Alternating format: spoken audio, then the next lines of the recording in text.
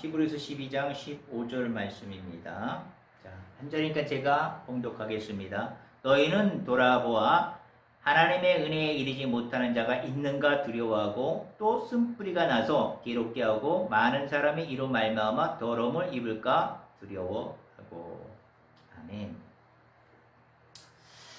오늘은 제가 모자를 벗었습니다. 네, 그동안 6개월 기간 동안에 제가 모자를 썼었어요. 답답한 면도 보였을 거예요. 저도 그랬으니까. 사실은 제가 이제 머리에 뇌 수술을 받았지 않습니까? 아는 사람은 알 거예요. 그래서 이제 흉터가 있다 보니까 모자를 쓰지 않고서는 좀 거부감을 느낄 것 같아서 제가 6개월 동안 모자를 썼어요. 그래서 오늘은 제가 머리도 어느 정도 자랐고 그래서 덥기도 하고 해서 모자를 벗었어요. 그래서 좀 홀가분하게 여러분과 나눔을 가질 수 있는 시간이 될 것 같아요. 우리가 지금 배우고 있는 과목이 실제 Father Why죠. 지혜로운 아버지지 않습니까? 많은 사람들이 부모들이 지혜로운 어머니, 지혜로운 아버지 되고 싶은 그런 마음들은 누구나 갖고 있는 게 사실이에요. 내가 가정을 공동체를 꾸린다. 그럼 당연히 좋은 아버지가 되어야 되겠죠. 어떤 공동체에서 좋은 분이 되어야 되겠지 않습니까? 이런 것들은 우리가 누구나 갖고 있는 바람이에요. 소망이에요. 근데 우리가 훌륭한 아버지, 좋은 아버지가 되어서 세상의 지혜를 많이 쌓아요. 정보를 많이 얻기도 해요. 그러면 그분에 대한 인품은 넓어질지언정 우리가 가장 고질적으로 생각하고 힘들어하는 게 뭐예요? 성품의 변화예요. 인품은 우리가 성장될 수 있을지언정 성품 변화되지가 않아요. 이 성품 배운다고 되는 게 아니에요. 그것은 하나님의 개입이 있지 않는 한 그것은 이루어질 수 없는 거예요. 그래서 이 과목은 어떻게 돼요? 훌륭한 아버지에 대해서는 하나님과의 관계 회복이 우선이라 이렇게 얘기했던 거예요. 그래야 하나님부터 오는 영감과 지혜를 통해서 좋은 아버지가 될 수 있다. 그런 얘기예요. 그러면 하나님과의 관계가 회복이 되려면 어떻게 돼요? 우리가 아담과 하와로부터 선악과를 따먹고 죄를 짓게 돼요. 그래서 이 땅 가운데 죄가 들어오게 되는 거지 않습니까? 죄가 들어오고 나서 우리는 어떤 대물림 받았어요? 아담과 하와로부터 죄성을 대물림 받고 태어나는 거예요. 죄성이라는 거 뭐예요? 죄를 지을 수 있는 성향을 얘기하는 거예요. 그러니까 이 땅에 죄가 들어왔어요. 거기다가 죄를 지을 수 있는 성향까지 가지고 태어났어요. 그러면 죄를 안 지을 수가 없잖아요.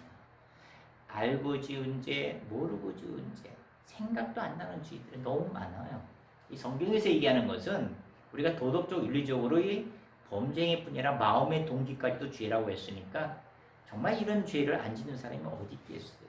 그 예수님의 얘기예요. 내가 마지막 때에 너의 믿음을 볼 수 있는 사람을 내가 몇이나 볼 수 있겠냐 이렇게 얘기했던 거예요. 그죠?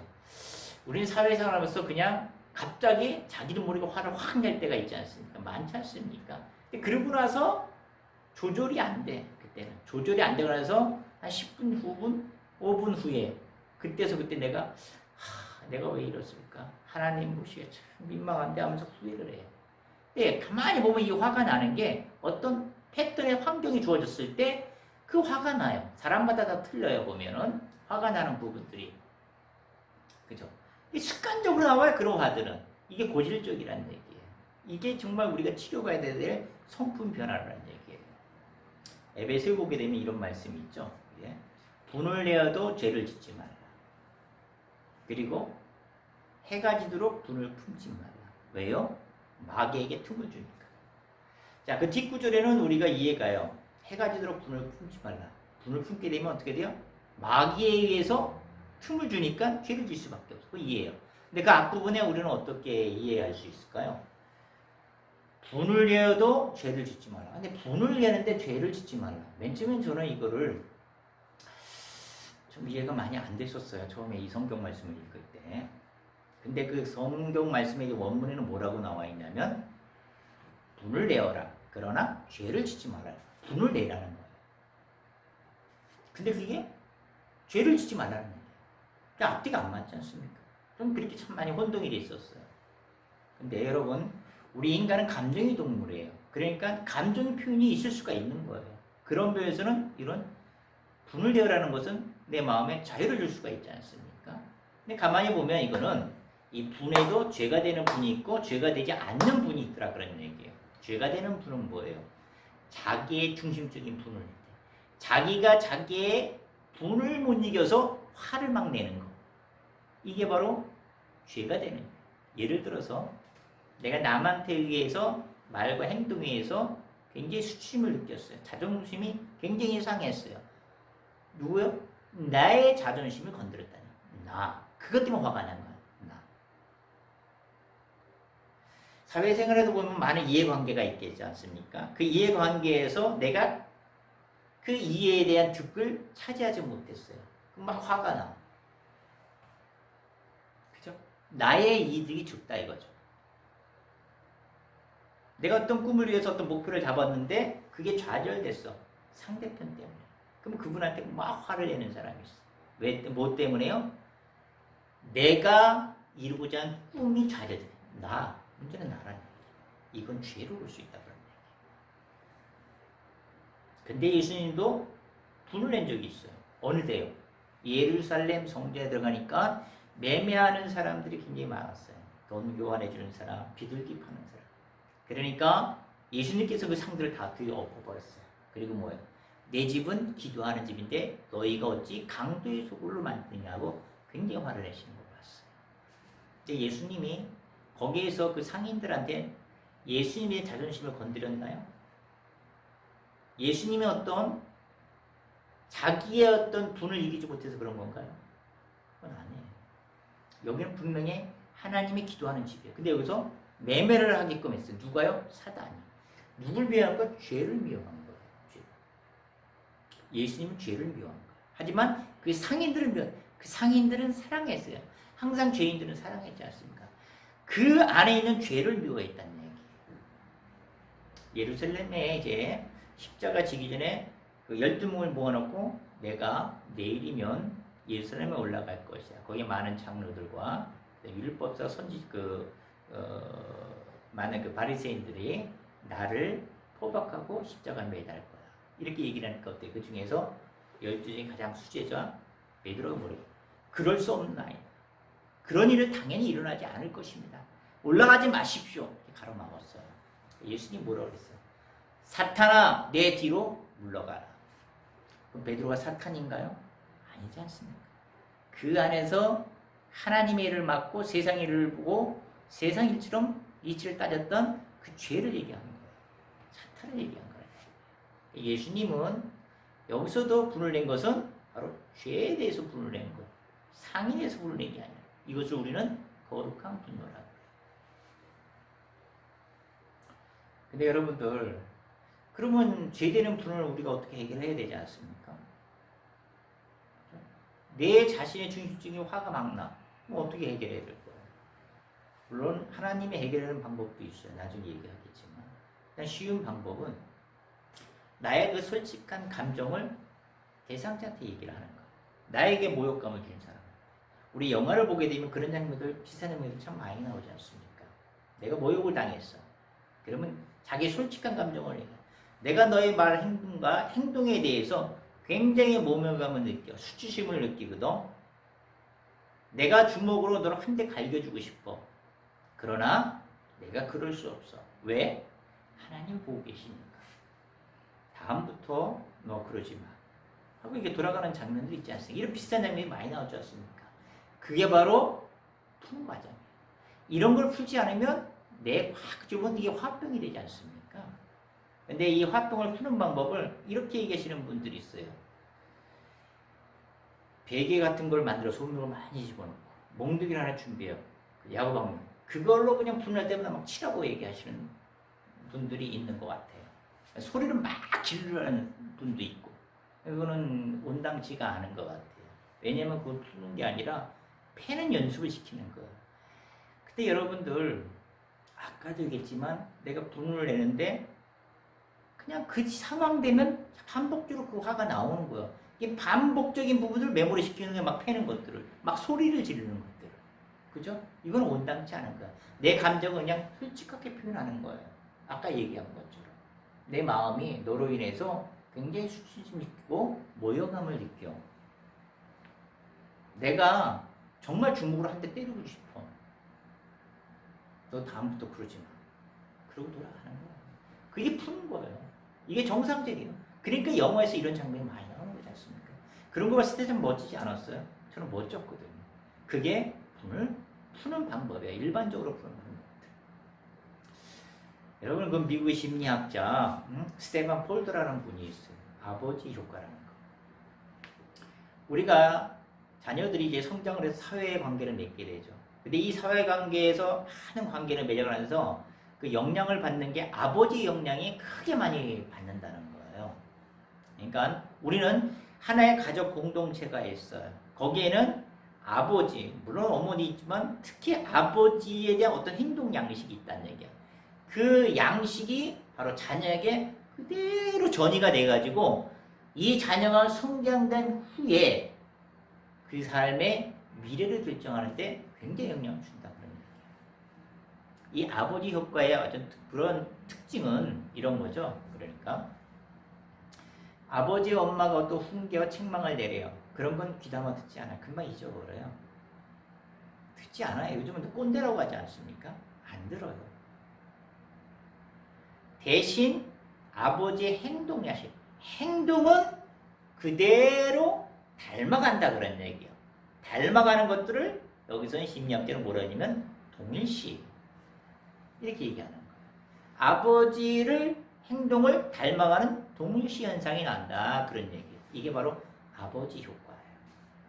근데 우리가 아버지를 닮아가는 부모님을 닮아가는 동일시 현상이 긍정적일 경우에 긍정적인 경우는 어떻게 돼요? 이 자녀에게 창조적인 부분을 많이 키워주게 되겠죠. 근데 부정적인 부분, 폭력이라는 잔인함을 보여줬다든가 이런 것들은 어때요? 이 자녀의 미래에 파괴적이고 피폐적인 삶을 유도하는 그런 결과를 발생시킬 수가 있다. 그런 얘기. 굉장히 중요한 거죠. 그래서 특히 이런 부정적인 부분에 대해서 같은 그 심리학자예요. 브루노 베틀하임이라는 그분은 부정적인 동일시 현상을 가해자와의 동일시 현상 이렇게 얘기해요. 아버지가 굉장히 폭력한 아버지예요. 그 밑에서 자란 자녀들은 이 자녀가 성장되고 나서 후에 70%가 폭력 아버지가 돼요. 통계의 그 베틀하임이 밝혀낸 거예요. 심리학적으로. 부모가 실질적으로 알코올 중독자예요. 그러면 이 다음에 성장돼서 정상 아이들보다 4배나 많은 중독자 부모가 된다 그런 얘기예요. 놀라운 현상이죠. 그래서 한마디로 이 아버지 효과라는 것은 지대한 영향을 주는데 아버지의 행동 양식에 따라서 죄성이 대물림된다 그런 얘기예요. 이 죄성이는 뭐예요? 죄가 대물림된다는 게 아니라 죄를 지을 수 있는 성향을 가지게 된다 그런 얘기예요. 어떤 죄를요? 보고 들었던 것들, 행동을 보고 잔인하고 난폭한 것을 그 죄성을 가지고 이 세상을 살아간다 그런 얘기예요. 그래서 우리 자녀가 공부를 안 해. 그러면 우리는 긍정적인 마인드를 행동을 보여줘야 되지 않습니까? 그죠? 그러니까 부모들도 성경책을 본다든가 그다음에 신앙서적을 본다든가 또는 자격증 공부를 한다든가 이런 부분들의 행동을 보여주는 거예요. 그러면 자녀들도 은근하게 그걸 보게 되는 거예요. 스마트폰을 많이 한다? 그것을 꾸짖고 하지 말라고 한다고 그 애들이 듣나요? 안 듣잖아요. 절제할 수 있는 걸 보여주는 거예요. 스마트폰, TV를 어느 정도 볼 때는 보고 성경을 본다든가 신앙서적을 본다든가 스포츠를 한다든가 외출을 한다든가 이런 어떤 절제 있는 생활을 보여주는 거예요. 그러면 이 자녀는 계속 앉아서 책 대신 학생의 본분은 일단 현재는 공부지 않습니까? 지금 시기는 공부예요. 그거는.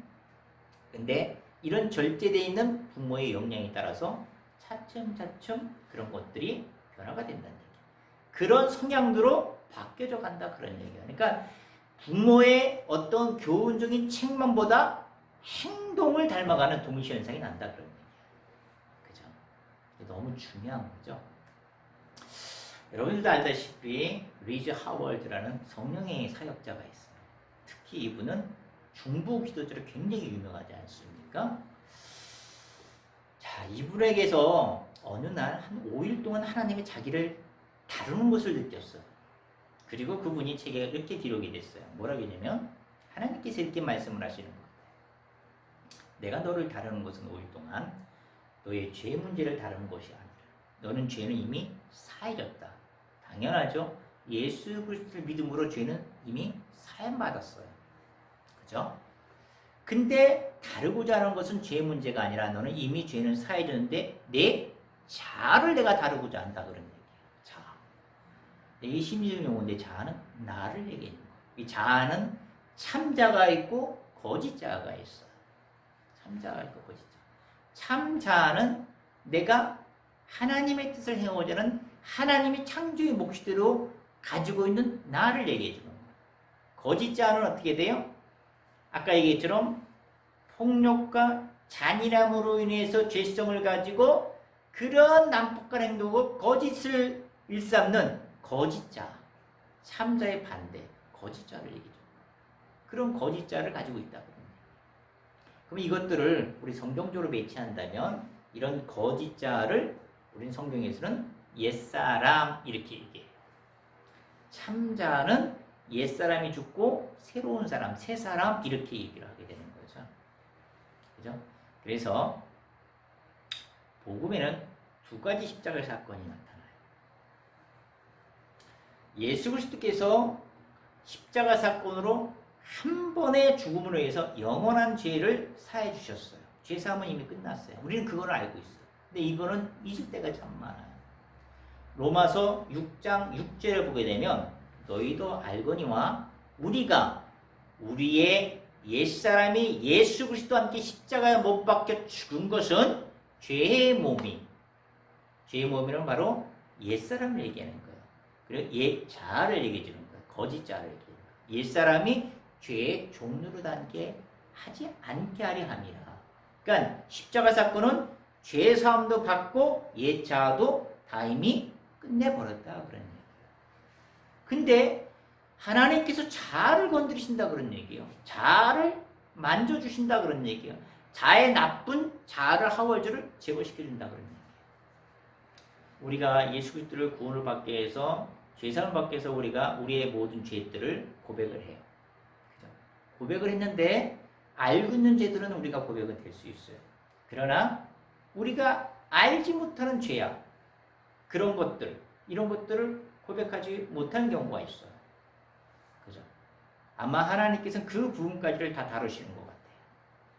하나님은 통회하고 회복함으로써 실제로 성령님 우리 안에 내주가 있지 않습니까? 그러니까 통회 회복에 거치지 않으면 그 믿음은 성령님이 오시지 않아요. 가짜 믿음이 되는 거예요. 그러니까 이 통회와 죄의 자백은 어떻게 돼요? 내가 알고 있는 죄뿐 아니라 알지 못하는 죄가 있어요. 아까 얘기했던 아버지 것처럼 어린 시절에 그렇게 당했던 그 폭력 아버지 그거에 대한 죄성으로 인해서 내가 난폭해지는 거야. 그러니까 화가 확 나는 거야. 그죠? 이 죄의 뿌리를 뽑아버려야 된다 그러는 거예요. 자, 여러분, 우리가 죄의 뿌리가 툭툭 나오는 게 내가 실질적으로 아버지의 이제 폭력에 의해서 우리의 자신은 어떻게 돼요? 두려움과 불안감에 떨리겠죠. 그리고 한편으로는 어떤 마음이 들어요? 저항할 수 없는 그 어린아이니까 그 폭력 앞에 무력함을 보이는 거예요. 수치심을 느끼는 거예요. 그러면 어떻게 돼? 이 학생이.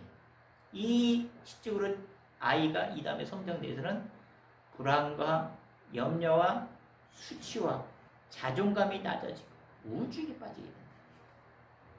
근데 아이러니하게 이런 수치심과 자존감이 낮아질 수도 있으면서도 아주 난폭해질 수도 있어요. 보고 들은 것들 때문에. 어떨 때? 내가 강자의 위치에 섰을 때 약자는 그 아버지의 역량의 죄성을 위해서 어떻게 굉장히 난폭해져요. 내 강자의 위치에 섰을 때.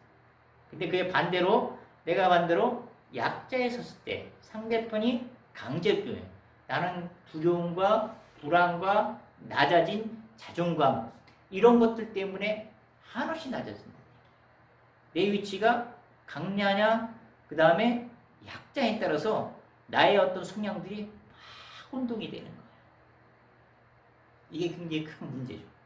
이런 문제는 어떻게 돼요? 실질적으로 가정에서 가정을 파괴시키고 정상적인 가정을 이끌어가지 못하는 부모가 될 수가 있다고 합니다. 사회 공동체에서 어때요?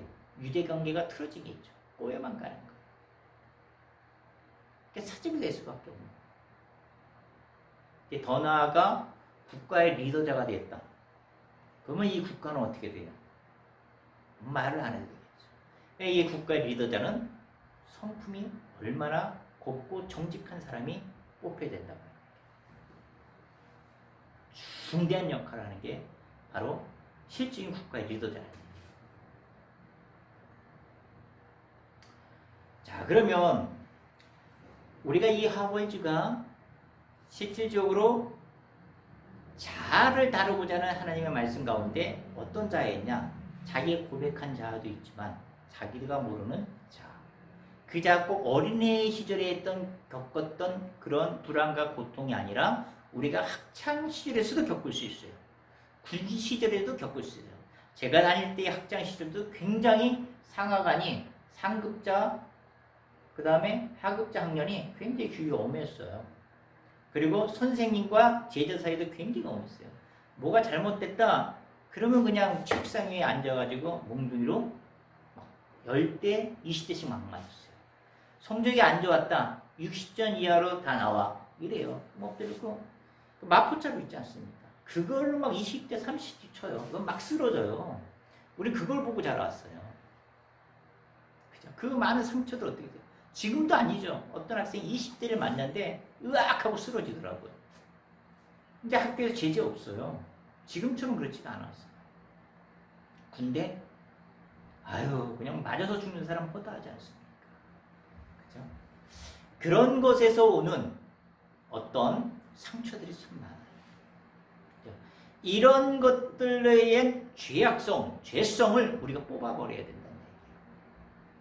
이것들을 하나님께서 다루고자 하신다 그런 얘기예요. 자,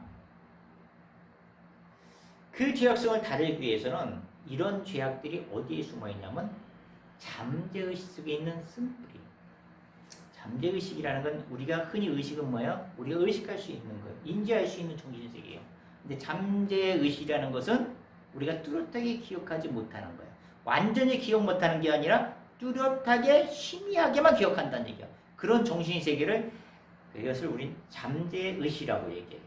이 잠재의식에는 어떤 것이 기록이 되냐면 어떤 식으로 기록되냐면 내가 배우고 경험한 것들이 습관화될 수 있도록 프로그램으로 저장이 되어버리는 거예요. 그러니까 습관화되니까 습관대로 확 화가 나오는 거예요. 그게 어디에 있는 거예요? 잠재의식에 저장되어 있는 거예요. 그죠? 이 잠재의식에 아까 얘기한 것처럼 우리가 갑자기 어떤 상황이 발생됐을 때 내가 경험했던 거. 예를 들어서 여러분들은 이제 운전을 하다 보게 되면 저는 가끔가다 깜짝 놀라요. 분명히 운전을 하고 가다가도 내가 생각이 앞을 보고 있는 거야. 다른 생각에 집중하고 있는 거예요. 근데 앞차가 딱 섰는데 나도 모르게 그냥 브레이크를 딱 밟아요. 정말 내가 의식이 없는 거야. 없는데 그냥 내 발이 작동이 돼버리는 거야. 이 습관적인 운전이 되는 거예요. 브레이크 밟는 거. 이건 공식적으로 인정이 돼 있는 거예요. 그런 것들은 어디에 내장돼 있어요? 바로 잠재의식 속에 내장돼 있는 거예요. 트라우마에 되어 있는 거예요. 습관적으로 나오고 있고. 그러니까 아버지의 영향, 그 난폭함, 그 잔인함이 어떻게 해요? 학습이 된 거예요. 경험이 된 거예요. 그것이 습관화될 수 있도록 프로그램에 내장이 되어 있어요. 그게 언제 튀어나와요? 그런 사건과 동일한 현상이 나타났을 때. 그런 사건과 동일한 현상이 생각이 났을 때. 그때 이 프로그램이 작동이 돼서 막 분출돼 나오는 거예요. 화가 분출되어 나올 수도 있고 의기소침, 자존감이 낮게 나올 때도 있고 이런 것들이 전부 다 어디에 있어요? 잠재의식 속에 저장돼 있다. 그런 얘기예요. 자, 그러면 잠재의식의 쓴뿌리, 이 쓴뿌리는 오늘 본문에 말씀 나와 있죠. 너희는 돌아보아 하나님의 은혜에 이르지 못하도록 하는 자가 있는지 두려워하라. 왜요? 쓴뿌리가 나서 사람들을 괴롭게 한다는 거야.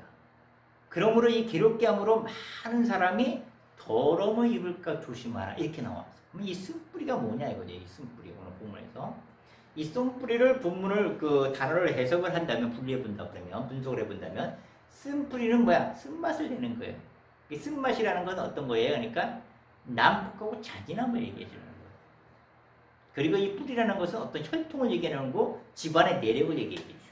그러면 집안의 내력에 의해서 혈통에 의해서 전이되는 죄성, 어떤 건 잔인하고 난폭한 그런 것들이 불쑥 튀어나온다는 얘기야. 죄성을 가지고 죄를 짓게끔 만든다 그런 얘기.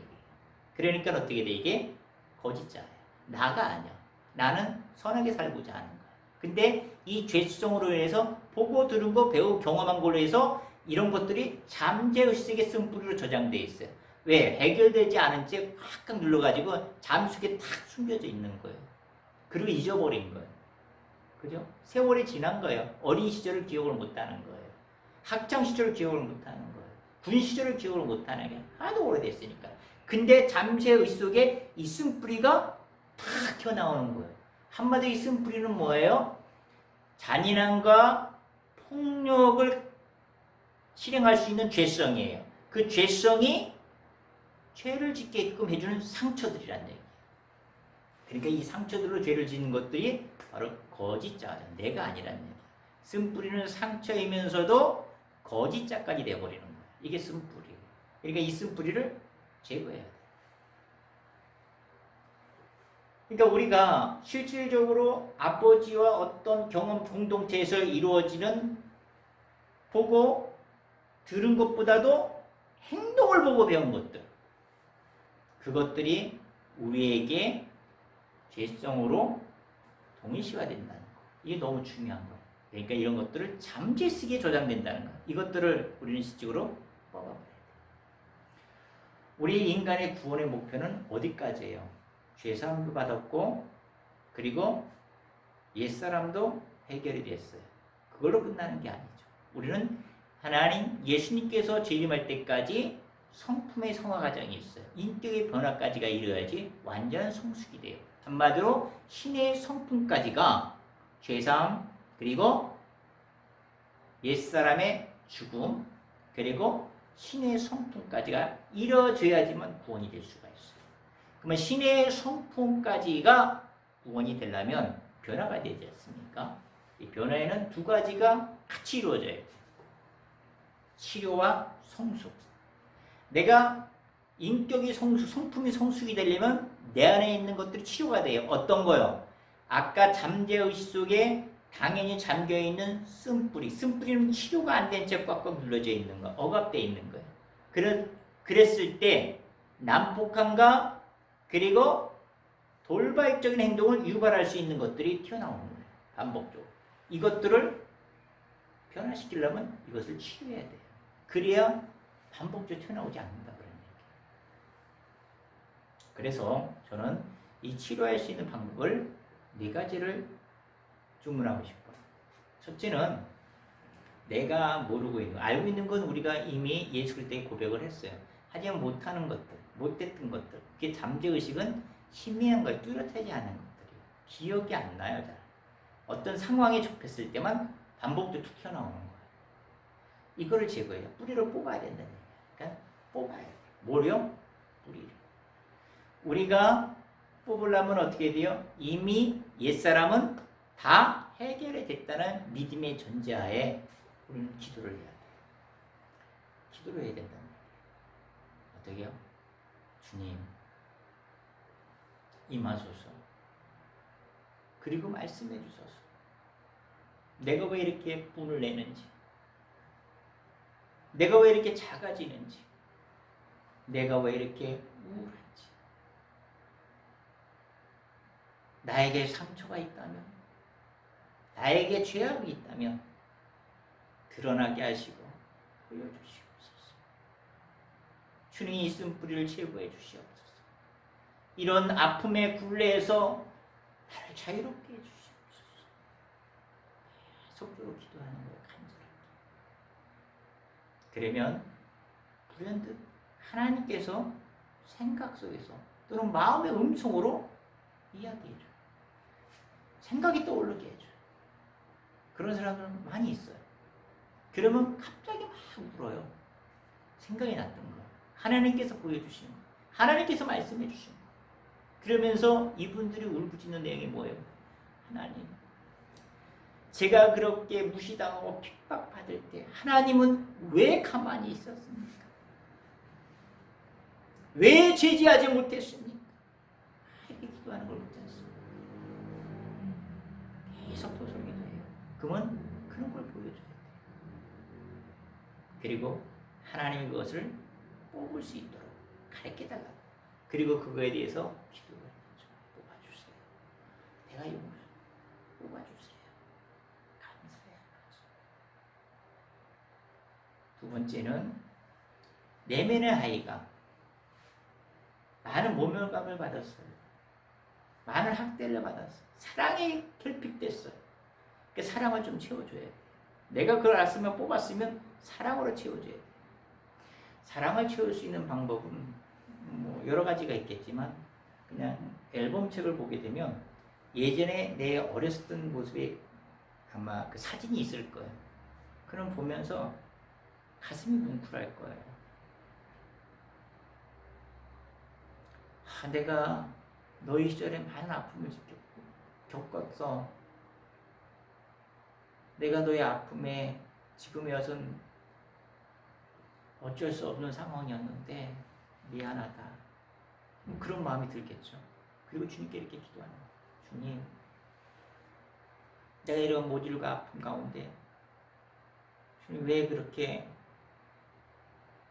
박지 않아 주셨어요? 도와주시지 않으셨나요? 어찌 그럴 수 있습니까? 주님은 사랑의 하나님이신데. 주님, 저에게 이 결핍에 대한 공허한 마음에 하나님의 사랑을 심어주세요. 전 사랑을 받지 못했어요.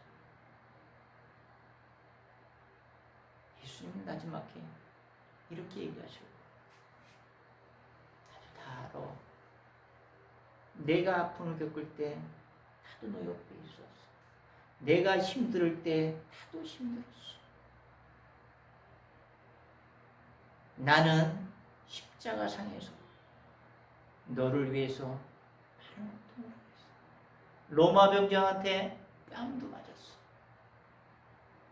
침도 뱉었어. 창조지킴을 받았어.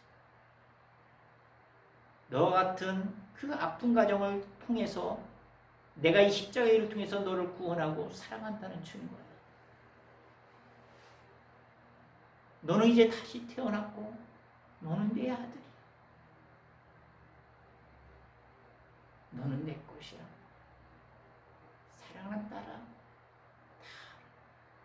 내가 너에게 축복하고 더 많이 사랑한다.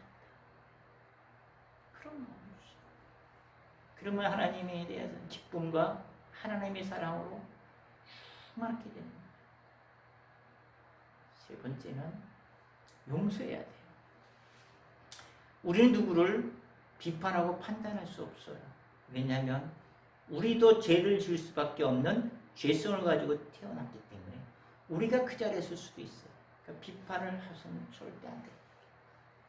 우리가 그를 용서해야 될 이유는 우리가 그 사람을 용서해서 그 사람의 죄책감을 덜어주는 것보다도 그 사람을 용서해야 될 이유가 나 때문이에요. 만약에 그 사람을 용서하지 않으면 그 분을 이기지 못하기 때문에 죄악의 굴레에 나는 고통 속에 살아갈 수밖에 없는 거예요. 그래서 당연히 나를 위해서 죄를 그 사람을 용서해야 된다는 얘기예요. 이렇게 기도하는 거예요. 주님, 그 사람이 나를 얼마나 아프게 했는지 주님은 아실 거예요. 나에게 얼마나 모욕감을 줬는지, 그 잔인함을 보여줬는지 주님은 아실 거예요. 나는 그 사람을 절대 용서할 수 없어요. 그러나 하나님이 십자가상에서 나에게 상기를 이루시는 그 사랑을 저는 느꼈어요. 내가 용서할 수 없지만 예수 그리스도의 사랑의 이름으로 내가 그를 축복하고 사랑합니다. 주님, 저에게 사랑을 부어주시고 그에게는 회개의 영을 부어주시옵소서. 예수 그리스도의 보혈로 우리를 덮어주시고 그 죄악 중에서 우리를 깨끗하게 해주시고 예수 그리스도의 진정한 평화와 사랑을 저에게 부어주시옵소서. 저에게서 기도하는 거. 그러면 하나님의 은혜가 점점 우리에게 용서의 마음을 깊어하게 해줍니다. 우리는 용서할 수 있는 거예요. 마지막 4단계는 우리의 정체성이 잃었어요. 참 자아를 잃었어요. 거짓 자아서. 그러나 예수님께서 십자가에서 이미 우리 죄사함뿐 아니라 우리의 옛사람을 다 제거해 주셨어요. 그걸 믿음으로 갖고 영접하는 자, 그 이름을 믿는 자에게는 하나님의 자녀가 되는 권세를 주었다고 했어요. 우리는 하나님의 자녀의 권세라는 정체성이 회복이 되어야 된다고 해요. 너무 중요한 거죠. 우리 잠재의식 속에 있는 이 쓴뿌리, 부모로부터 발려받았던 그 죄성으로 인해서 죄를 질 수밖에 없는 난폭함, 그리고 잔인함으로서의 그 행동들, 그 거짓된 자, 이것들을 우리는 뽑아야 돼요. 누구를 통해서요? 예수 그리스도를 통해서. 우리가 뽑고 우리가 모질게 학대당했던 네 내면의 아이를 사랑의 결핍을 하나님의 충만한 사랑으로 채워줘야 된다는 얘기예요. 세 번째는 우리가 그를 용서해야 돼요. 내가 살기 위해서. 주님, 도저히 용서할 수 없지만은 예수님이 저에게 우리에게 베풀으신 그 사랑의 은혜를 통해서 내가 주님의 이름으로 저를 사랑하고 축복합니다. 담대히 외칩니다. 이 말을 외치는 순간 하나님의 은혜로 우리의 용서는 점점 깊어진다. 마지막으로 우리는 우리의 정체성이 회복된 것을 깨달아야 돼요. 죄사함 받았고 그리고 우리 옛 자아는 잠재의식 속에 있는 것까지 다 제거하실 수 있는 분 하나님이시기에 제거됐음을 우리가 확인하고 믿음으로 취하고 하나님의 자녀가 된 그 권세를 우리가 가지고 다시 한번 믿음의 삶을, 여정을 살아가야 된다. 오늘도 우리에게 죄악성의 본성들을 가지고 죄성을 가지고 살아갑니다. 알지도 못하고 희미하게 느끼지 못했던 그 죄악으로 인해 불현듯 떠오르며 반복적으로 죄를 짓는 이런 성품의 변화, 그것은 잠재의식 속에 있는 쓴뿌리, 이것들을 우리는 뽑아야 돼요. 그래야지만 리즈 하월즈에게 하나님께서 죄는 너는 이미 다 해결됐지만 내 거짓 자아를 내가 만진다, 이렇게 얘기하신 거예요. 우리도 이런 거짓 자아를 하나님 만지시게끔 기도하셔야 돼요. 우리가 한 주간도 이런 내적 치유를 통해서 우리가 모르고 지은 죄, 모르고 지은 학대받은 것들, 이 상처들을 예수님 앞에 내어드리는 거예요. 그리고 예수님을 통해서 우리가 치유를 받아야 된다. 한 주간도 그런 시간이 저와 여러분이 있기를 예수님이 보여주세요. 드러나게 해주세요. 이런 기도를 통해서 나의 본질적인 성품의 변화를 이루어지는 귀한 시간이 한 주간이 되기를 예수님의 이름으로 축복합니다. 기도하시겠습니다.